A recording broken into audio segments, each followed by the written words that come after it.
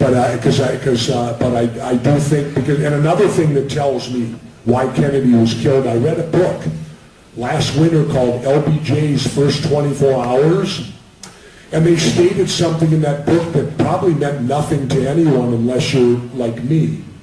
And that was that the very first meeting that LBJ had with John F. Kennedy's cabinet, because it was still Kennedy's cabinet there, bear in mind, this is 63. The Vietnam War is not going yet. We got a few advisors over there, but no real troops on the ground.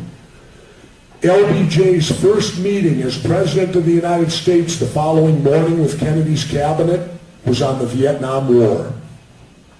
It wasn't on who killed the president. It wasn't on the state of the economy. It was the Vietnam War that we weren't even in yet. So that tells me clearly one of the reasons Jack Kennedy was killed, and we show you the documents in the book. Had Jack Kennedy lived, there would have been no Vietnam War. The documents are in the book. There would have been no Vietnam War. Let's go right here in front. You know, I should start calling on people close to you guys, I guess. Or do you need the exercise? I can run you back and forth, up and down if you want. On topic, Governor, thank you. We can't trust the mainstream media. I won't pin you to a number one, but what would you recommend us as an alternative? Well, you know, you put the grain of salt to everything. You can't trust the internet totally either, because as we all know, anything can be written on the internet. It's just up to you to find multiple sources separate from each other. Do some studying, do some reading. Imagine that, reading. Alex Jones? Well, Alex is a plethora of information. Alex is like an encyclopedia when it comes to it. So, you know, they're out there. You know, it's up to you. I can't tell you exactly who to go to or who you want to listen to, but certainly get multiple opinions on every subject, and just because you read something once doesn't mean it's so. You know, it doesn't mean that it is. Right back there. First of all, Governor, I love you on Howard Stern. Everybody does. Oh, it's great. What a great free speech venue. What's that? What a good free speech venue. My question is, if you vote independent, people feel that they're going to cause their favorite mainstream party, or the mainstream party they hate the least, to lose. How do you get people to get over that and vote independent? Well, it's a simple thing. Okay, what he's saying is that if, you know, like they always tell you, you're going to elect the person you don't want. No, people, you got to remember, an election's not a horse race. You're not there to pick the winner. You're there to vote your heart and conscience and pick the candidate that most represents what you believe in. And if you do that, you have exercised your right to vote, in my opinion, the way you should. If you don't do that, well then, you know, then you have wasted your vote. You're not wasting your vote if you vote your heart and conscience. And also, voting shouldn't be picking the lesser of the evils. How about picking the good instead of the evils, and leave it at that?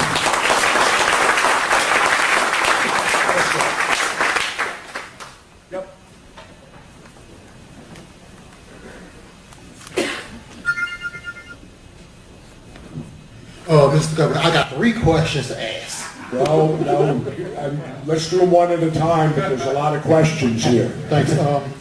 Is all your books on audio? I don't know. Why, you can't read? Y'all can read? Well, I don't need nobody reading it for you. Read it yourself. All right.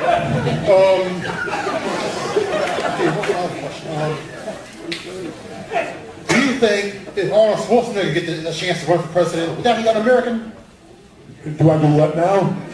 If Arnold Schwarzenegger get a chance to run for president, would that be un-American? Arnold Schwarzenegger cannot run for president because he's not born in this country. And I agree with that. And I'll tell you why in Arnold's case. Arnold was born in Austria, and he took an oath and served in the Austrian military. I do not want any president of the United States to have taken an oath to a foreign military. To me, the only oath a United States citizen takes an oath to is the United States military. Nothing personal against Arnold, but there's an old Polish saying, "Tufsky shitsky." You know, he was born in a foreign country, and those are the rules. So you got to stand with the rules. You have to be born here, and I agree with that. Yeah, last but not least, what do you think about the non-economic meltdown? The economic what now? Non-economic meltdown. The non-economic meltdown. It was canceled last night. The what? Government shutdown. Oh. I knew they weren't going to shut the government down. That was another big ploy. But what you should gather from that is this. Notice how they put their political parties before the country. Here's the order. The party comes first. The special interest, corporate money comes second. You, the public, might be third, maybe. Something else could sneak in and roach you out of there too, but at best we're third right now with the Democrats and Republicans. Yes, sir. I love 63 as the number of documents you chose because I think in 1963 America lost its innocence. Absolutely. That's why we chose the number. About a year ago on my friend Dick Russell's Facebook page, I suggested you run for president and suggested a couple rebel type of co-running mates. Not only Paul, but Kucinich. Is there anything other than... Well, again, hold on. Let me there's a chance to quit the Democrats. Here's the question. Other than Paul bailing out of the Republican Party, is there anything else that would get you to run for president? I'll tell you how I feel about it. As I said, I'm going to be 60 years old now. And this may sound selfish, but I need to see from this country that it's worth my time to do it. If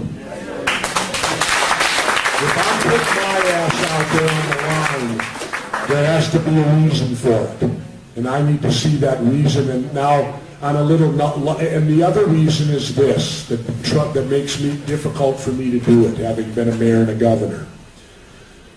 When you're the president, you stand for freedom, but it's truly an oxymoron because you yourself have no freedom. You represent freedom, but it's like going to jail. You're watched all the time. You can't do anything alone, basically, other than when you lock yourself in your bedroom. You know, and that's difficult for me. I love being in Mexico now because when I walk around down there, I'm just a big gringo. They don't even know my name, half of them, and I don't even speak Spanish. You know? And I enjoy that. I enjoy the anonymity of being, and that's called freedom. Freedom. And so that's what makes it the difficult choice I'll have to make. Do I want to go to jail for 4 or 8 years again? Because that's kind of how I view those jobs, having done them. It's kind of like volunteering to go to jail. Although the president of the prison would be kind of nice. You get your own plane and house, so it isn't exactly like going to San Quentin. But those are the dilemmas that I face, but I think the biggest one is I need to see from this country that it's worth me putting my ass on the line to do it. Because I could much easily be down surfing, you know, and have a lot more fun doing that than holding that job. Well, I kind of figured that's what they did to Barack Obama. I think he won the presidency and then they showed him the Zapruder film. You know, and said, you know, you better think about this, young man. So, right there. I know we're running on time, so I'll try to keep my answers more brief, and we'll see if we can keep the questions a little more brief, too, so we can get to everybody if we can. Hi, Governor. Yes. My name is Will Allen, and I'm an Operation Enduring Freedom veteran, and I wondered what your thoughts were about the Pat Tillman cover-up. Oh. I don't have enough profanity to talk about it as long as I'd like to. That was disgraceful. Pat Tillman was a true hero, regardless of whether you believe in the wars or not, whether the wars are right or not. Here's a guy that had a multi-million-dollar professional football contract, let it go to go join the United States Army and get paid crap. And so, I mean, I did. I remember when I went in the Navy, I made $122 a month. When I started, $61 a paycheck every 2 weeks. But again, that was back in the 60s, early 70s. But Pat Tillman and the cover-up. Pat Tillman was already a hero. They didn't need to make him one. And we in Special Forces understand completely that you can be killed by friendly fire. It's a risk that every one of us takes. All it means is there's a screw-up, and let's face it, we all make mistakes. It can happen in a battlefield. Mistakes can take place, but tell the truth. That the mistake, but instead, Bush and them used him. They used his death. They used creating him as a hero to support their decision to go to them wars. And it's despicable what they did to the Tillman family, and it's despicable what they did to us in doing what they did to the Tillman family. Yes, sir.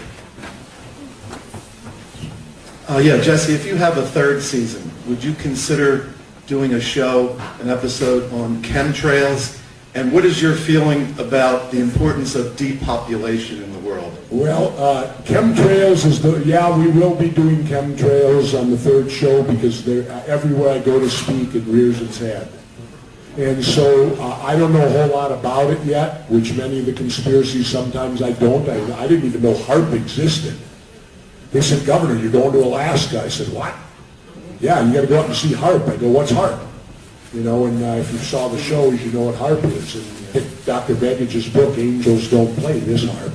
And truly they don't. But we will do chemtrails if we do a third season unless somebody stops us. Now remember, they did censor and pull one of my shows.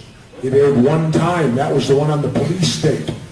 When we found the Homeland Security bill that said, ordered FEMA to build no less than 6 internment camps. Who's going in them? Us, here, because we happen to question our government. And you saw the reaction of the government. Apparently we struck a nerve, and we're not supposed to talk about what they're actually doing out there. Let's see. A librarian? Okay, let's go to the librarian. I just have a comment. I just want to say, I've like followed you for 30 years. I was a huge wrestling fan. And I just want to say, I respect you as a man because I can close my eyes and remember when Mick Foley was injured by Leon White, Big Van Vader, and you stepped away from the podium and you recognized he was hurt, and you went to assist someone, break character, break, all the illusion of professional wrestling to help a fellow man. And I just want to say that I really respected you. Well, thank you.